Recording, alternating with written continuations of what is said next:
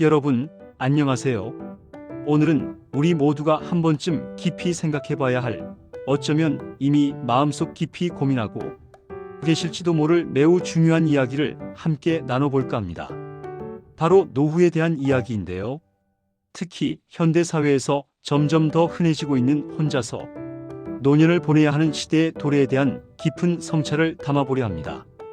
우리는 오래전부터 이런 말을 자주 듣곤 했습니다. 우리 세대는 부모님을 정성껏 부양하는 마지막 세대가 될 것이고, 동시에 자식에게서 경제적, 정서적 부양을 기대하기 어려운 첫 세대가 될 것이다라고 말입니다. 이 말은 당시에도 많은 이들의 공감을 얻으며 우리 사회의 변화를 예고하는 중요한 메시지였습니다. 그런데 이제는 한 걸음 더 나아가 단순히 경제적 부양을 넘어 자녀들의 정서적 돌봄이나 일상적인 보살핌마저 기대하기 어려운, 문자 그대로 홀로 노년을 맞이해야 하는 첫 세대가 되었다는 냉엄한 현실에 직면하게 되었습니다. 이 말이 여러분에게도 단순히 남의 이야기가 아닌 나 자신의 이야기처럼 깊이 와닿으시나요? 저 역시 그렇습니다. 하루가 다르게 급변하는 사회의 모습 속에서 우리는 과연 어떻게 다가올 노년을 현명하게 준비하고, 또 어떻게 그 긴 시간을 외롭지 않고 의미 있게 채워나갈 수 있을까요? 이 중요한 질문에 대한 답을 함께 고민하고 다양한 해답의 실마리를 찾아보는 귀중한 시간을 가져보려 합니다. 지금 우리의 현실을 냉철하게 직시하자면 각종 통계 지표들은 결코 낙관적이지 않습니다. 경제협력개발기구, 즉 OECD 국가들 가운데서도 대한민국은 안타깝게도 노인 빈곤율이 가장 높은 수준을 기록하고 있습니다. 이는 우리 사회의 구조적인 문제점을 여실히 보여주는 지표라고 할 수 있습니다. 더욱이 노인 고독사 문제는 더 이상 일부의 문제가 아닌 우리 사회 전체가 함께 해결해야 할 심각한 사회 문제로 대두되고 있습니다.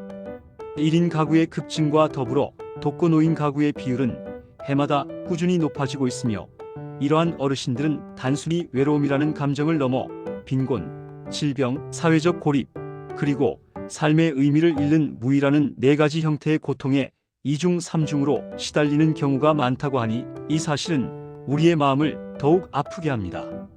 우리 주변을 조금만 더 자세히 살펴보면 저소득층에 속하여 정부의 지원을 받는 국민기초생활보장 수급자 중에서 65세 이상 어르신들이 매우 큰 비중을 차지하고 있음을 알 수 있습니다.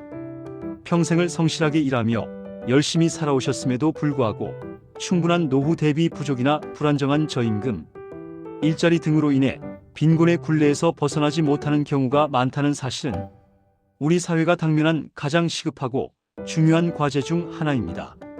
특히 농어촌 지역의 경우 경로당이나 마을회관을 중심으로 어르신들 간의 사회적 연결망이 비교적 잘 유지되는 경향이 있습니다. 하지만 도시 지역에서는 이러한 전통적인 연결망이 부족하거나 약화되어 있어 독거 어르신들이 고립감과 소외감에 더 쉽게 빠질 수 있는 환경에 놓여 있습니다. 건강 문제 또한 간과할 수 없는 중요한 부분입니다. 독거 어르신들의 경우 운동 실천율이나 정기적인 건강검진율이 전반적으로 낮은 경향을 보이며 우울증 증상을 호소하는 경우도 상당히 많다고 합니다. 따라서 신체적인 건강 관리뿐만 아니라 어르신들의 정신, 건강 또한 매우 면밀하게 살피고 지원해야 할 필요가 있습니다. 그렇다면 우리 정부는 이러한 복합적인 문제들을 해결하고 어르신들의 삶의 질을 향상시키기 위해 어떤 노력들을 기울이고 있을까요? 다행히도 다양한 형태의 지원 정책들이 마련되어 시행되고 있습니다. 첫째, 어르신들의 경제적 안정을 위한 소득 지원 정책이 있습니다. 만 65세 이상 어르신들 중 소득 하위 70%에 해당하는 분들께는 기초연금을 매월 지급하여 기본적인 생활을 유지할 수 있도록 돕고 있습니다. 또한 기초연금 수급자분들께는 가계 통신비 부담을 줄여드리고자 통신요금 감면 혜택도 제공됩니다. 이와 더불어 만 60세 이상 국민연금 가입자를 대상으로 하는 노후 긴급자금 대부 사업도 운영되어 갑작스럽게 예기치 못한 경제적 어려움에 처했을 때 필요한 자금을 저리로 빌릴 수 있도록 하여 안정적인 노후 생활을 지원합니다.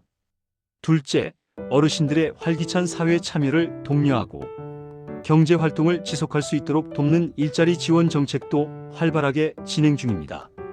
만 65세 이상 어르신들을 위한 공익활동형 및 사회서비스형 일자리 지원 프로그램을 통해 어르신들이 지역사회에 기여하고 보람을 느낄 수 있는 기회를 제공합니다. 이는 단순히 소득을 얻는 것을 넘어 어르신들이 사회 구성원으로서의 활력과 자존감을 유지하는 데 큰 역할을 합니다.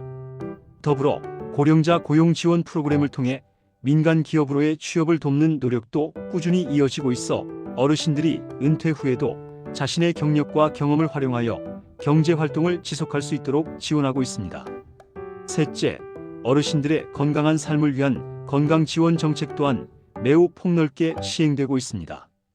대표적으로 어르신 실명 예방 관리 사업을 통해 시력 저하로 인한 어려움을 덜어드리고 있으며 인플루엔자와 폐렴구균과 같은 주요 감염병에 대한 국가 예방 접종을 지원하여 어르신들의 면역력을 강화하고 질병으로부터 보호하고 있습니다. 또한 무릎 인공관절 수술 지원을 통해 거동이 불편하신 어르신들의 삶의 질을 개선하는 데 기여하고 있습니다. 건강보험 혜택 역시 지속적으로 확대되어 틀니와 임플란트 시술 시 본인 부담률이 인하되어 경제적 부담을 덜어드리고 있습니다. 무엇보다 중요한 것은 치매 국가 책임제의 시행입니다.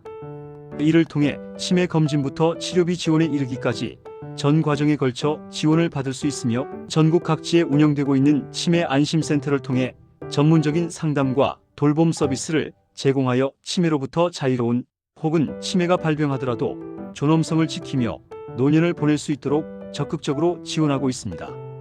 하지만 이러한 정부의 다각적인 노력에도 불구하고 여전히 개선해야 할 부분들이 많다는 점을 우리는 분명히 인식해야 합니다. 특히 소득보장제도가 빈곤의 사각지대를 상당 부분 해소하는 데 기여했지만 지급되는 급여의 충분성 문제는 여전히 해결해야 할 큰 숙제로 남아 있습니다. 어르신들의 실질적인 삶의 질을 높이고 기본적인 생활 수준을 보장하기 위해서는 현재의 재산 기준이나 자동차 기준 등을 더욱 유연하게 완화하여 기초생활보장제도의 사각지대를 더욱더 촘촘하게 줄여나가야 할 것입니다. 또한 단순한 복지 지출이라는 관점을 넘어 미래 세대에 부담을 주지 않으면서도 지속 가능하고 효율적인 복지 재정 설계를 고민해야 합니다. 급격하게 변화하는 인구 구조, 특히 고령화, 사회로의 전환에 대한 선제적인 대응 없이는 현재의 복지 시스템을 안정적으로 유지하기 어려울 것입니다. 더불어 사회적 고립 취약계층에 대한 돌봄 모델을 더욱 세밀하고 강화하여 노인 고독사와 같은 비극적인 상황을 사전에 예방하는 데 총력을 기울여야 합니다.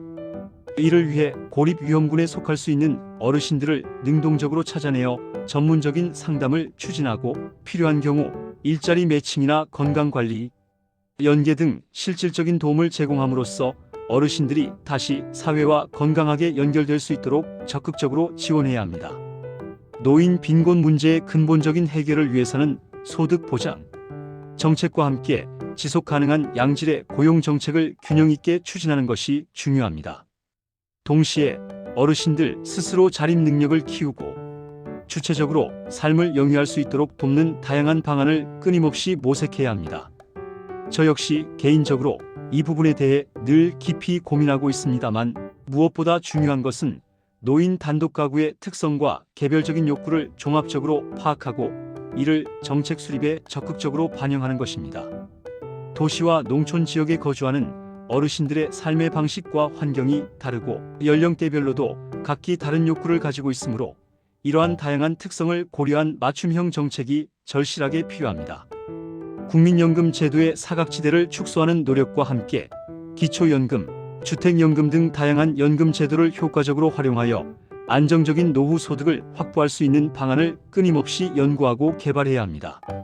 결국 우리 각자가 자신에게 가장 적합한 노후 준비 계획을 주도적으로 세우고 실행하며 동시에 정부와 사회는 이러한 개인의 노력을 든든하게 뒷받침할 수 있는 튼튼한 사회, 안전망과 울타리를 마련해야 한다는 이야기입니다. 혼자라는 것이 반드시 외로움만을 의미하는 것은 아닐 겁니다. 스스로 삶의 방향을 설정하고 자신만의 방식으로 행복을 찾아가는 주체적이고 의미 있는 시간이 될 수도 있습니다. 중요한 것은 우리가 이러한 현실을 회피하거나 외면하지 않고 적극적인 자세로 미래를 대처하며 현명하게 준비해 나가는 과정일 것입니다. 사랑하는 시청자 여러분, 오늘 제가 드린 이야기가 여러분의 다가올 노후를 조금 더 편안하고 행복하게 만들어가는데 작은 실마리나마 되었기를 진심으로 바랍니다. 우리 모두가 행복하고 건강하며 활기찬 노년을 맞이할 수 있도록 함께 고민하고 노력했으면 좋겠습니다. 오늘 영상이 여러분에게 유익하고 의미 있는 시간이었다면 채널 구독과 좋아요 버튼을 꼭 눌러주시고 소중한 의견을 담은 댓글도 아낌없이 남겨주세요. 여러분의 따뜻한 관심과 격려가 저에게는 앞으로 더 좋은 콘텐츠를 만드는 데 큰 힘이 됩니다. 다음 영상에서 다시 만나 뵙기를 기대하며 그때까지 모두 건강하고 평안하시기를 바랍니다. 감사합니다.